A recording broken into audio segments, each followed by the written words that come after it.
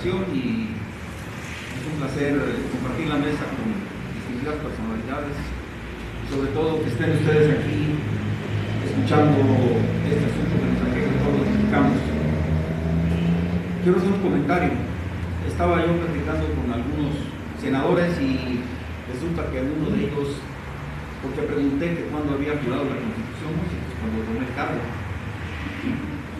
Entonces yo le comenté, yo juré la Constitución desde que tenía 15 años, cuando llegué al colegio militar como un niño procedente de mi pueblo, porque en mi pueblo no había secundaria. Entonces ahí hay una pequeña diferencia. Además, a mí me quedó muy claro que cuando juré la Constitución, juré a las instituciones, a la patria, no a las personas. Por otro lado, yo estoy de acuerdo con lo que dice la licenciada Talía. Una cosa es el derecho formal y otra cosa es el derecho real. Y bueno, a mí me ha tocado estar en el territorio donde están las autodefensas, he caminado junto con ellos, conozco la problemática en carne propia de lo que viven las comunidades indígenas, he estado en Guerrero, me he pronunciado por la libertad de las policías comunitarias e igualmente de las autodefensas. Y bueno, ¿cómo podría solucionar el gobierno federal, que hasta la fecha ya casi cumplimos 200 años y no ha podido cumplir con el tema de la seguridad pública? Ha tenido una visión centralista, vertical, a través de una política militar para resolver los asuntos de la seguridad pública y ha involucrado al ejército en los asuntos de orden interno, una función inconstitucional que ningún país del mundo la tiene, el ejército mexicano la tiene. Desde ahí viene el asunto de la inseguridad, entre otras variables. ¿Qué es la Guardia Nacional? La Guardia Nacional es un acercamiento para resolver la inseguridad en México. Ahora les quiero decir, ese es mi punto de vista. No tengo la razón, ya se dijo aquí, pero pongamos a debate esto. Un empoderamiento del pueblo en sus derechos, el influjo del ciudadano en defensa de su territorio, un contrapeso al ejército, a una fuerza permanente que puede desbordar y abusar de la sociedad, como actualmente está demostrado. Actualmente el ejército mexicano, o mejor dicho, la participación de las Fuerzas Armadas en los asuntos de orden interno y de seguridad pública ha arrojado violaciones escandalosas a los derechos humanos. Lo dijimos cuando esta iba a pasar, pero el ejército siempre ha participado, y me remito a los asesinatos de principios del siglo pasado, al asunto de la guerra sucia, cuando discutíamos 500 desaparecidos, ahora son 40,000, 26,000, ¿sí? O la activa participación del ejército en el asunto de la masacre del 68 y otros. Entonces está perfectamente bien demostrado que la Guardia Nacional, que es una milicia civil, sería un contrapeso a las Fuerzas Armadas en México. La Guardia Nacional nos dio la independencia, la República, expulsó las invasiones extranjeras en el siglo XIX y a principios del siglo XX y armó la revolución. La Guardia Nacional, el pueblo en armas, una milicia civil, nos ha dado patria y libertad. El pueblo en armas, en defensa del honor de la patria, salvaguardia de la República y del orden institucional. Por eso no funciona México. Pero ¿por qué no existe la Guardia Nacional? Desaparece desde la Revolución, pero está contemplada en la Constitución, en diferentes artículos está mencionada, e incluso hay una facultad del presidente de la República para recurrir a la Guardia Nacional para la defensa de la seguridad nacional y del orden interno. ¿Por qué la Guardia Nacional no existe? Porque al gobierno no le conviene que los ciudadanos se empoderen en sus derechos constitucionales. El artículo 31, fracción tercera de la Constitución Política de los Estados Unidos Mexicanos previene que todos los mexicanos tenemos el derecho a encuadrarnos o a enlistarnos en la Guardia Nacional o en las Fuerzas Armadas para defender el honor de la patria. Y bueno, si yo como civil decido no encuadrarme en las Fuerzas Armadas y requiero encuadrarme en la Guardia Nacional, voy ante el gobierno y le digo, quiero hacer uso de mis derechos. Y el gobierno dice, no hay Guardia Nacional. Hagan de cuenta que yo voy y le digo, quiero educación, no hay escuelas. Quiero salud, no hay hospitales. No tienes ese derecho. ¿Por qué no existe la Guardia Nacional? Y entonces aquí nos vemos en un asunto muy delicado que tiene que ver precisamente con la defensa nacional, ¿sí?, y con la defensa del Estado.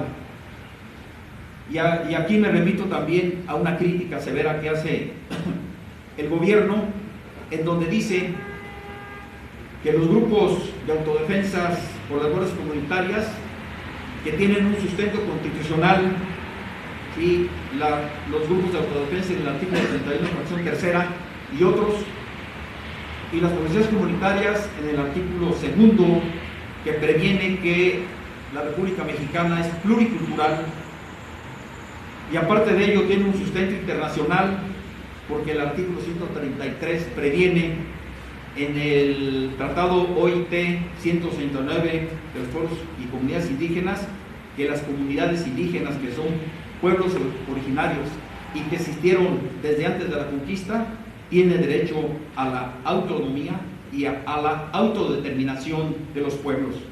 Por lo tanto, estamos hablando, ¿sí?, de diferentes, digamos, responsabilidades en el tema de seguridad, que es el ámbito federal, el ámbito estatal, el ámbito municipal, y yo agregaría 1/4, las autonomías de los pueblos indígenas, que representan casi 15 millones de mexicanos, son 622 pueblos, ocupan más de la sexta parte del territorio nacional, y para desgracia de la oligarquía y del gran capital, están asentados donde se encuentran las riquezas naturales de México, el petróleo, el oro, la plata, las minas, los minerales, los bancos de biodiversidad. Y entonces aquí vienen los problemas. Ahora bien, el poder critica el surgimiento de estos grupos. El artículo 17 de la Constitución previene que nadie nos podemos hacer justicia por nuestra propia mano. Yo estoy de acuerdo con ello. Repruebo la violencia, venga de donde venga. Pero esa es una función del Estado, ya se dijo aquí en la mesa. Y si el Estado no cumple con esa función, yo no voy a esperar como ciudadano a que venga a defenderme, porque el Estado, sí, es un Estado fallido, como dijo la licenciada Talía, y un Estado fallido es aquel que abdica o renuncia a su función constitucional de ejercer legítimamente la violencia, es decir, como lo marca la Constitución. Y luego me puedo remitir al artículo 39 de la Constitución, que previene que la soberanía radica en el pueblo, y el pueblo tiene la facultad de cambiar su forma de gobierno y ejerce esa soberanía a través del Poder Ejecutivo, del Poder Legislativo y del Poder Judicial, pero también agrega que todo aquello que no está asignado a la Federación está reservado a los estados. Y aquí me refiero a un caso concreto, al nombramiento que hizo Enrique Peña Nieto del comisionado en Michoacán, que rompe precisamente este principio constitucional. ¿Y cómo reclama el poder que haya seguridad si el mismo poder rompe los principios constitucionales y el pacto federal, que es el único pacto que tenemos en México, no el pacto por México, que esos son arreglos populares que no tienen que ver, ¿sí?, con nuestra idiosincrasia en México? Por otro lado, a mí me han dicho, cuando he dado estas pláticas, apoyando precisamente estos derechos constitucionales de los grupos de autodefensa y de las policías comunitarias, que los conozco a todos y a fondo, me han dicho que yo estoy incitando a la violencia. Pues fíjense que no. Quien incita a la violencia es la misma Constitución. El artículo 36, que es el último de la Constitución, previene que el pueblo tiene el derecho a la rebelión para oponerse a la opresión o a la llegada de un gobierno espurio como los que hemos tenido históricamente en México. Entonces aquí la misma Constitución dice cuando una vez el pueblo, ¿sí?, restituya a esta Constitución, tendrá el derecho de llevar, ¿sí?, al juzgamiento de los traidores a la patria.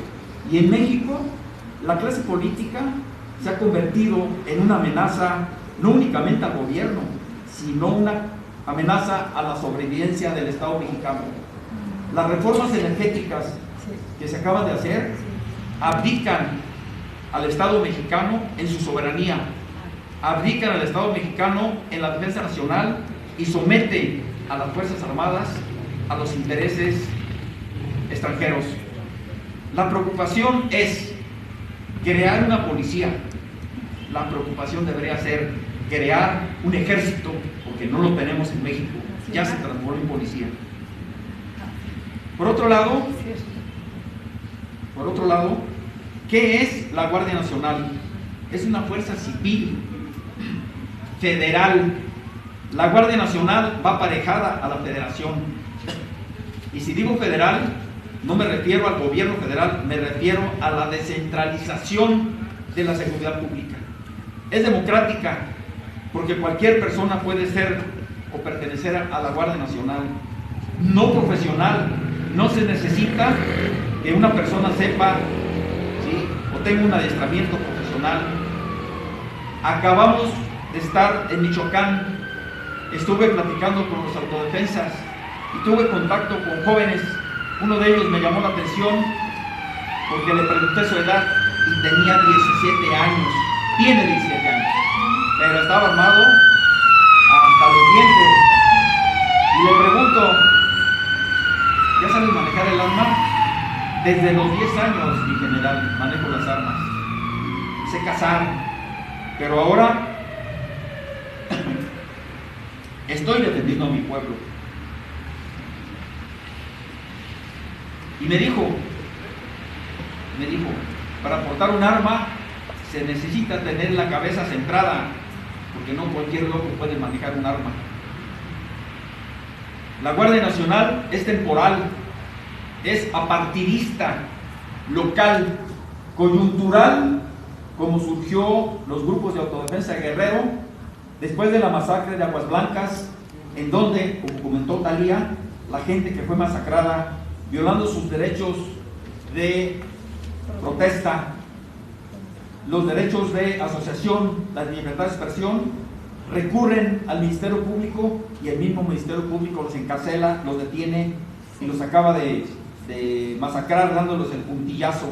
Por eso surge esta institución que, para bien, yo les digo, en un breve tiempo logró bajar la criminalidad 95%.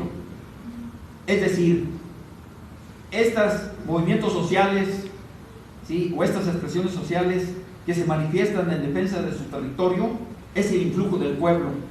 No necesitan armas, en casos concretos sí. Además, estas instituciones, a la que me refiero de la CRAC, tiene una ley, la 701 del Estado de Guerrero, que fue aprobada por el Congreso local. Tienen un reglamento y una organización envidiable de lo que es el asunto de la seguridad pública. Ahí, si algún individuo llega a cometer un homicidio, ¿sí?, ese individuo no lo encarcelan, le dan más tequio, es decir, vas a hacer trabajo comunitario, pero aparte de defender a tu familia y de sostener a tu familia, vas a sostener a la familia que dejaste viuda y a los huérfanos. Vean la situación diferente. Por otro lado, la Guardia Nacional actúa operativamente dentro de su territorio. Es territorial, bajo el mando del gobernador de la entidad federativa. Pero también la Guardia Nacional puede operar en campaña cuando el presidente de la República, artículo 89, fracción séptima, previene que en un conflicto el presidente de la República, no me estoy refiriendo a Peña Nieto, la institución presidencial, puede recurrir a esta fuerza para la defensa de la patria o del orden interno.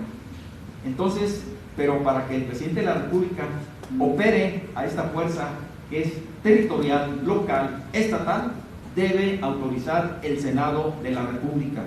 Me refiero al Senado, institución, no a la gente que está en el Senado, porque ellos responden a otras cosas, como lo vieron ustedes.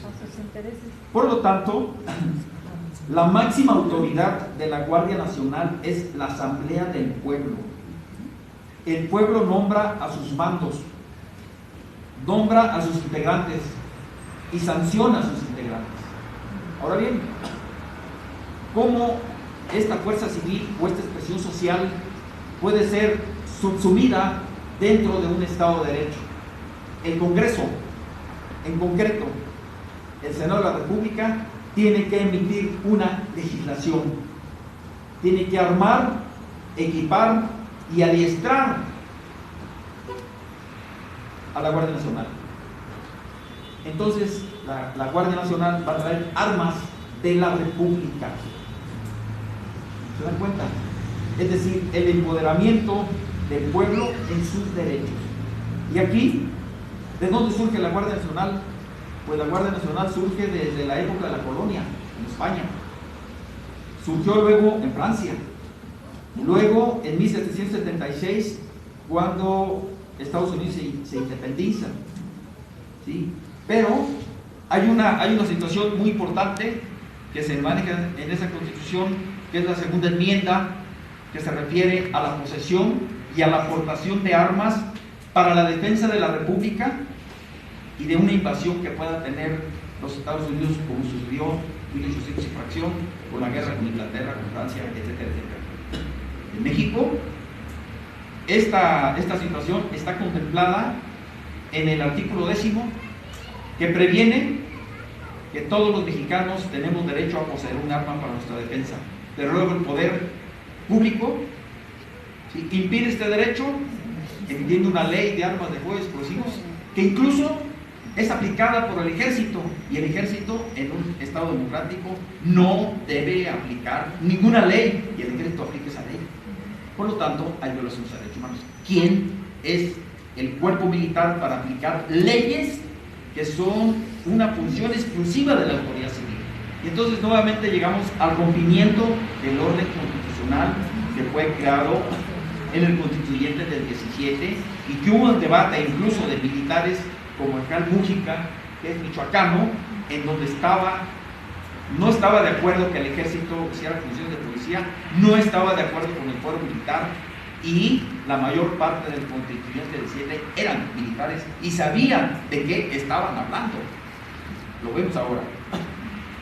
Bueno, finalmente, porque ya me quedan 3 minutos, y a lo mejor si hay preguntas y respuestas por ahí complementamos.